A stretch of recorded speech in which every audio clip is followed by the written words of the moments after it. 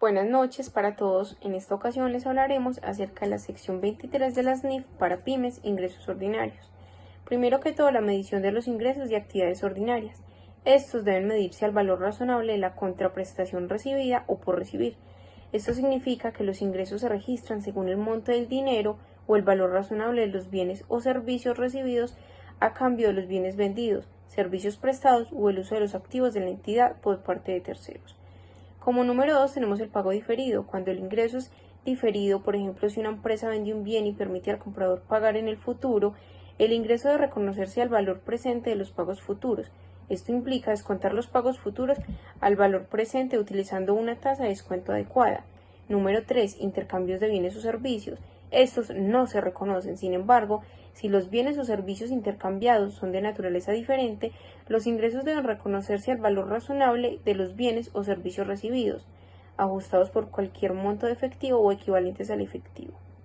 Número 4. Identificación de las transacciones de ingresos y actividades ordinarias. Primero, se debe identificar claramente la transacción que genera el ingreso. Esto incluye determinar cuándo los riesgos y beneficios significativos de la propiedad han sido transferidos, si la entidad ya no tiene control continuo sobre los bienes vendidos y si el monto del ingreso puede ser medido de manera fiable. Ahora, las ventas de bienes, y estos se reconocen cuando los riesgos y beneficios significativos de la propiedad se han transferido al comprador, cuando la entidad no conserva el control ni la gestión continua sobre los bienes vendidos, cuando el monto del ingreso puede medirse de manera fiable. También cuando es probable que los beneficios económicos asociados con la transacción fluyan a la entidad y cuando los costos incurridos o por incurrir en relación con la transacción pueden medirse de manera fiable. Como número 6 tenemos la prestación de servicios, que estos se reconocen en función del grado de avance de la transacción a la fecha del balance. Siempre que pueda estimarse de manera fiable, esto se conoce como el método del porcentaje de terminación. Si no se puede medir de manera fiable, los ingresos solo deben reconocerse en la medida de los gastos recuperables incurridos. Como número 7, el método de porcentaje de terminación, que este método se utiliza para reconocer ingresos y gastos en relación con contratos de servicio a medida que se realiza el trabajo. Y número 8, final, la información a revelar, que entre ellas tenemos las políticas contables adoptadas para el reconocimiento de ingresos, el monto de cada categoría significativa de ingresos de actividades ordinarias reconocidos durante el periodo, el monto de los ingresos de actividades ordinarias procedentes del intercambio de bienes o servicios incluidos en cada categoría significativa de ingresos. Modelo IASB, normatividad aplicable. La normativa colombiana para el reconocimiento de los ingresos por actividades ordinarias se basa en la sección 23 de NIF para pymes, mediante la adopción del decreto 3022 del año 2013 y consolidado en el decreto 2420 del año 2015, tratamiento contable. Tenemos el alcance. La sección 23 se aplicará al reconocimiento de los ingresos procedentes de las transacciones y de los eventos de la venta de bienes, la prestación de servicios, los contratos de construcción y el uso por parte de otros de activos de la entidad que produzcan todo el tema de intereses, regalías y dividendos. En cuanto al reconocimiento de los ingresos, encontramos que en la venta de bienes, los ingresos procedentes de la venta de estos bienes deben reconocerse cuando se cumplan las siguientes condiciones. 1. La entidad ha transferido al comprador los riesgos y ventajas significativos de la propiedad de los bienes. 2. La entidad no conserva para sí misma ninguna implicación en la gestión corriente ni mantiene un control efectivo sobre los bienes vendidos. 3. El importe de los ingresos puede medirse con fiabilidad. 4. Es probable que la entidad reciba los beneficios económicos asociados con la transacción. Y por último, los costos incurridos o por incurrir en relación con la transacción pueden medirse con fiabilidad. Un ejemplo práctico de esta venta de bienes es que una empresa vende productos electrónicos y reconocerá los ingresos cuando los productos se entreguen al cliente, el riesgo de propiedad se transfiera y el precio de venta esté determinado y este sea cobrable. Por otro lado, en el tema de la prestación de los servicios encontramos que los ingresos procedentes de esta actividad deben reconocerse cuando el resultado de la transacción pueda estimarse con fiabilidad en proporción a la fase de la terminación de la transacción al final del periodo sobre el cual se informa. Un ejemplo de esta es que una empresa de consultoría reconocerá los ingresos a medida que se presten los servicios de consultoría basándose en el progreso del proyecto acordado por el cliente. En cuanto a los contratos de construcción, los ingresos y los costos asociados a estos contratos deben reconocerse por el método del porcentaje de determinación, que se refiere a reconocer los ingresos y los costos en proporción a la parte del contrato que se haya completado al final del periodo sobre el cual se informa. El grado de realización puede determinarse mediante el costo incurrido hasta la fecha con proporción del costo total estimado del contrato, la medición de la obra ejecutada o las inspecciones físicas de la obra realizada. Un ejemplo de un contrato de construcción puede ser que se construya un edificio para un cliente, el cual reconocerá los ingresos en función del avance de la construcción, que puede ser medido mediante el costo incurrido hasta la fecha en comparación con el costo total estimado de este proyecto. Y por último tenemos el tema de los intereses, las regalías y los dividendos. Los ingresos deben reconocerse cuando sea probable que los beneficios económicos futuros fluirán a la entidad y el importe de los ingresos puedan medirse con fiabilidad.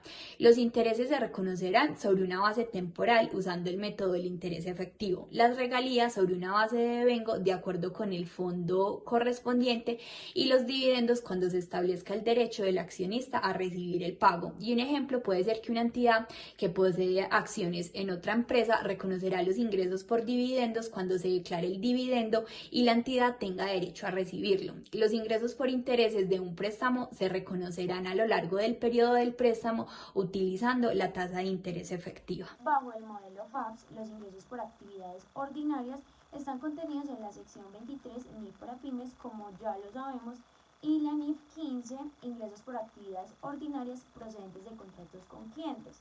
Entonces, por otro lado, bajo el modelo FABS, que se basa en la ASC 606, Renew from Contracts with Customers, que en español sería ingresos por contratos con clientes. Entonces, en la sección 23 vamos a hablar un poco de la NIF para pymes y cómo es su reconocimiento de ingresos. Entonces, la entidad deberá reconocer esos ingresos, primero, cuando se transfiere el control de los bienes y servicios.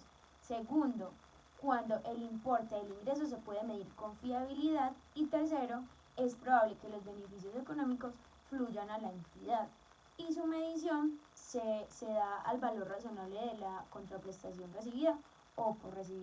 En ese mismo sentido vamos a seguir explicando la NIF 15, ingresos por actividades ordinarias procedentes de contratos con clientes.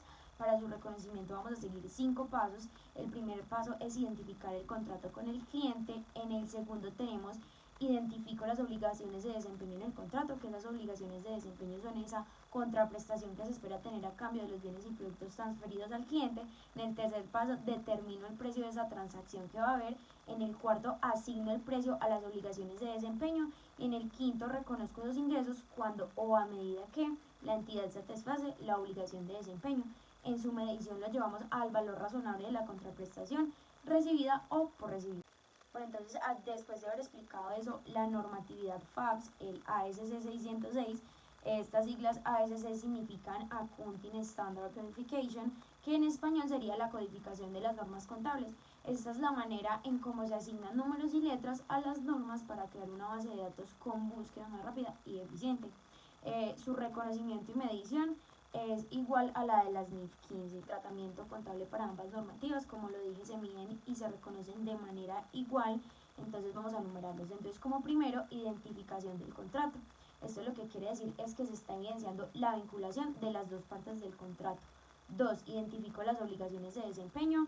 Estas obligaciones entonces son promesas en el contrato de transferir bienes o servicios distintos al cliente. En la 3 determino el precio de la transacción. Entonces este precio debe considerar el valor esperado de la contraprestación de ese servicio.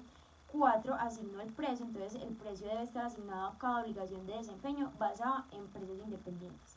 En la 5, reconocimiento de los ingresos. Entonces estos serán reconocidos, valga la redundancia, cuando se transfiere el control del bien o servicio al cliente. Para dejar en evidencia todos estos pasos, Vamos a pasar al ejemplo práctico. Es un ejemplo muy fácil y en el desarrollo del ejercicio, si les surge alguna duda o pregunta al final del video, pues nos la pueden hacer saber. Acá tenemos el ejemplo según los pasos anteriores. Entonces vamos a suponer que tenemos una empresa que vende un paquete de software junto con un contrato de soporte técnico por 3 años. Entonces, para el paso 1, hablado anteriormente, identificamos el contrato. Entonces este contrato se firmó entre la empresa y el cliente por 120 millones. Seguidamente, el paso 2, identificamos las obligaciones de desempeño. Entonces entregamos el software y proporcionamos un soporte técnico que va a tener una durabilidad por 3 años.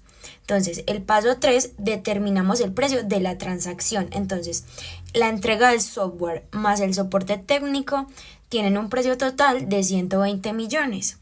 En el paso 4, asignamos el precio de la transacción a las obligaciones de desempeño. Entonces, el valor del software se hace por 100 millones y el valor del soporte técnico por 20 millones.